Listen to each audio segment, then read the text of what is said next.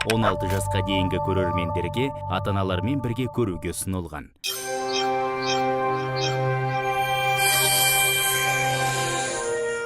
Ассалаумағалейкум, қадірменді телекөрермендер.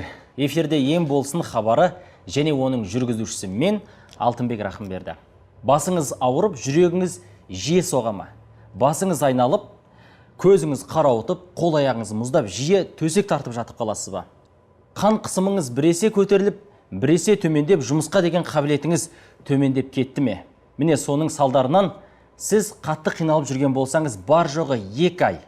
2 айдың ішінде қан қысымын қайта қалпына келтіруге болатын білесіз бе? Олай болса, арнамыздан алыстамаңыздар. Осы хабарымызда сіздерге егжей-тегжейлі түсіндіруге тырысамыз. Ал біздің студиямызға келген қонақтарымызды таныстырып өтейін. Ламифарен орталығының білікті маманы Айдос Қайдарұлы және осы Ламифарен өнімін тұрақты тұтынушы апайымыз Кемсіз Қырғызбаева. Қош келдіңіздер. Денсаулықтарыңыз қалай? Бәрі дұрыс па?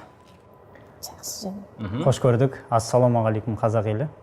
Енді бүгінгі хабарымыз қан қысымына арналып отыр. Алғашқы сұрағым осы, қан қысымы неліктен пайда болады?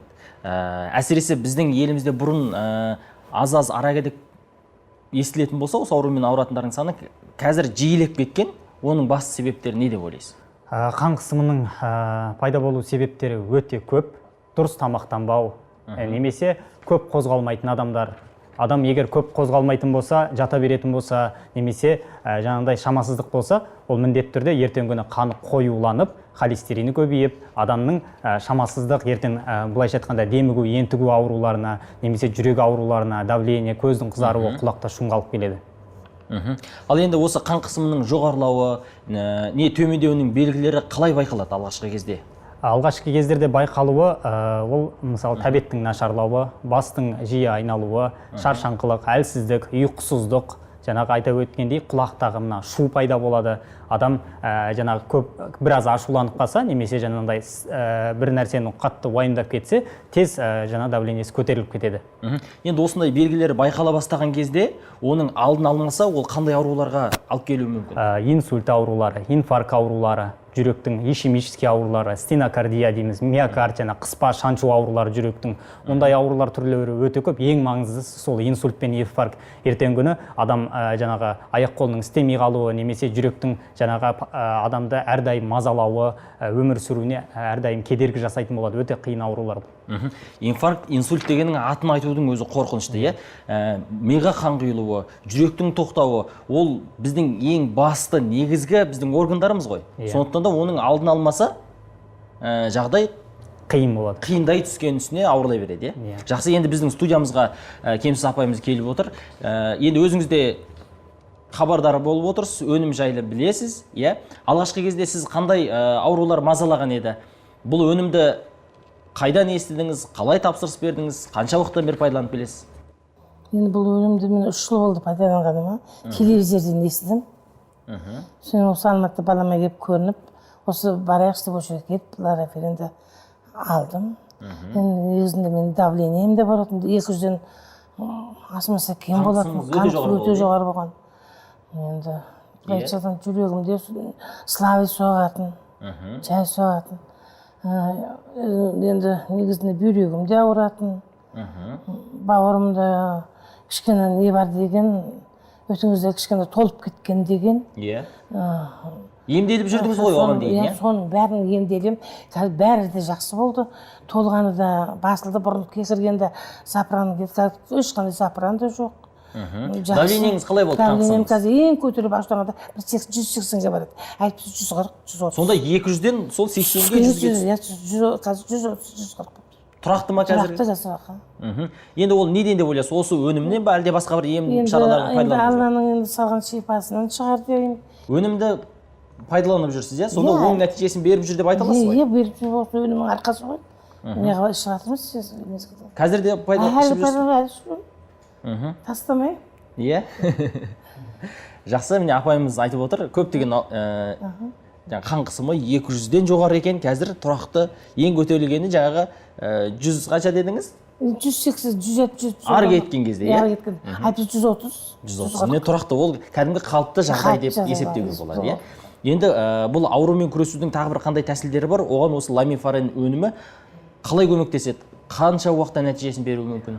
Бұл ламифарен өнімі адамның 12 мүшесіне бірдей әсер береді. Ауыз қуысынан бастап, адамның ми қан тамырларынан бастап, аяқтың саусақ ұштарына дейін толыққанды әсер береді бұл ламифарен өнімі. Ламифаренді дұрыс әрі нақты уақытылы қолдану керек. Қолдана білу керек. Ең басты шарттарының бірі. Басты шарттарының бірі сол. Және де бұл ламифаренді бірінші білу керек, ішінде не бар, адамға қалай пайда береді, және де адамның ағзасына түскен кезде қандай әсерін береді. Енді сол сұрақты өзіңізге қойын, не бар бұның ішінде? Бұның ішінде 37 микро-макро элементтер бар. Олар адамның ағзасына пайдалы. Біреуге микро-макро элемент десе түсінбей жатуы мүмкін. Олар йод, калий, кальций, фосфор деген сияқты элементтер. Үлкенде кішілі элементтер. Иә, үлкенді кішілі элементтер. Және де 40-қа жуық дәрумендер бар. А, Б, С, 2, Д топ дәрумендері. Амин қышқылдар мен тағамдық талшықтар бар. Және де 4 түрлі полисахаридтер бар. Олар фукайдан, және де алгинат натрий, манит полисахариді, және де ламинарин. Ал енді қан қысымы кезінде қалай пайдалану керек, қандай әсері бар? Қан қысымы кезінде ыңғай келіп жатса, қан қысымы өзі екіге бөлінеді. Ол жаңағы қан қысымы бір адамдар суықты іше алмайды, немесе бір адамдар ыстықты іше алмайды. Мысалы, сорпа ішсе, сразу давление түсіп кетіп жатады. Немесе кейбір адамдар суық ішсе, наоборот, давлениесі жақсы болып тұрады. Ондай жағдайда болады. Ыңғай келіп жатса, табиғи өнімдерді жеуге тырыссын. Соның бірі осы ламифарен. Ыңғай келіп жатса, күн шығып келе жатқан. Екі жағдайда да пайдалануға болады ма? Екі жағдайда да. Және де таңға жуық кішкене сергіп, далаға шығып, кішкене жүріп, былайша айтқанда денесін біраз қозғалтып, озон газы деген болады. Таңертең бір жаңағы салқын ауа шығып тұрады, сол кезде кішкене жүріп, адамға ол пайдалы. Ал ламифареннің адамға берер пайдасы, жаңағы сұрағыңызға жауап нақты айта өтейін. Бұл ламифаренді қолданған кезде, адам күнде таңертең және кешке ішкен кезде, адамның ағзасына түскеннен кейін бүткіл 62 қан тамыр жүйесін тазалайды, холестеринді, түйінділерінде тромбтардың пайда болмауын қамтамасыз етіп отырады. Және де мына тамырларды тазалаған кезде сұйылтады, тромбтарды еріту арқылы кровообращение дейміз ғой, қан айналымын жақсартып отырады адамға. Сол арқылы ертеңгі күні жаңағы инсульт, инфаркт ауруларының алдын алуына пайдасын береді. Адамның өмір сүруіне жақсы. Жақсы, енді көптеген аурулардың пайда болуы, жаңағы қандағы тромбтардың, қан тамырларындағы тромбтардың пайда болуы, соның салдарынан біздің миымызға дұрыс қан бармайды, дұрыс қан бармаса оттегі дұрыс жетіспейді, соның салдарынан көптеген аурулар бізге жармасқан үстіне жармаса береді. Ал енді бұл өнім жаңағы қанымызды, тромбтарды барлығын тазалайтын болып тазалайды. Яғни бізге әрбір ағзамызға қанның, оттегінің, дәрумендердің дұрыс жетуіне жағдай жасайды. Жағдай жасайды, иә. Жақсы, сізде сондай ойдасыз ба? Енді бұл өнімді пайдаландыңыз ғой, енді басқа да көрермендерге бұл өнімді пайдалануға ұсынасыз ба? Пайдасы бар, ешқандай зияндығы жоқ, бәрі өнімнен шыққан. Қанша уақыттан бері пайдаланып келе жатсыз? 3 жылдай болды, 3 жылдан аспыдан тастағым да келмейді. Ішіп жүрмін. Яғни сіз сенім артқан өнімге өзгелер сенім артуына да болады деген сөз ғой? Мен тастамаймын. Орталық мамандарына не айтасыз? Айналайын, балалар енді осы оқу істеп жатқан балаларға рахмет, Алла шипасын берсін. Енді сізге пайдасын берген өнім өзгелерге де пайдалы деп есептейміз, иә? Жақсы, бізге берген уақытта өз мәресіне жетіп қалыпты. Айдос мырза, енді сөз соңында хабардың түйіні ретінде айтарыңыз болса. Қазақта жақсы мақал бар, ауырып еміз дегенше ауырмаудың жолын ізде дейді. Нақты егерде қандай да бір осы давление болсын, басқа да аурулар болсын, қалай пайда болғанын сездіңіз ба, уақытында емделуге тырысыңыз. Егерде уақытында емделмесеңіз, ертең күні өзіңіз қатты қиналасыздар.